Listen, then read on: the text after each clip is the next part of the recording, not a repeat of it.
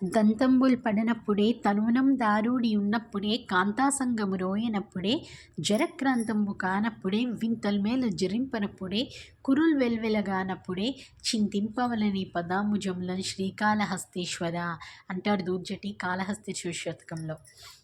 స్వామి, ఎప్పుడో దంతాలు పడినప్పుడు లేదా శరీరంలో శక్తి లేనప్పుడు, ఇంకా ఏజ్ అయిపోయాక అలాంటప్పుడు నేను ప్రార్థించడం కాదు.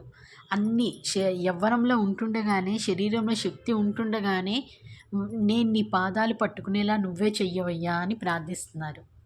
మనకి ఎలా తెలుస్తుంది? ఏజ్ అయిపోయాక మనం మంచం మీద పడినప్పుడు నోట్లోంచి నారాయణ నారాయణ అని వస్తుందని ఈ లైఫ్కి గ్యారంటీ లేదు కదా. ఎప్పుడో ఎవరో అదృష్టవంతులకి చనిపోయే టైంలో శ్రీరామ అనో ఏదో ఒకటి వస్తుంది. అందుకే అప్పట్లో పిల్లలకు కూడా పేర్లు అలా పెట్టేవారు, నారాయణ. మనం కార్తీక్ పురాణం చదివితే ఇలాంటి స్టోరీస్ చాలా ఉంటాయి.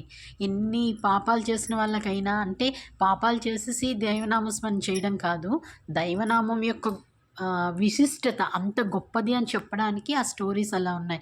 చనిపోయే చివరి క్షణంలో కొడుక్కి నారాయణ అని పేరు పెట్టి నారాయణ నారాయణ అని కొడుకుని తలుచుకున్నట్లు దేవుణ్ణి తలుచుకున్నా కూడా అనుగ్రహించే పరమాత్మ. అదే మనం పరమాత్మ పాదాలు పట్టుకుని నిరంతరం దైవనామస్మరణ చేస్తే ఇంకెంత అనుగ్రహిస్తాడో మనం ఆలోచించాలి. శ్రీమాత్రే నమః.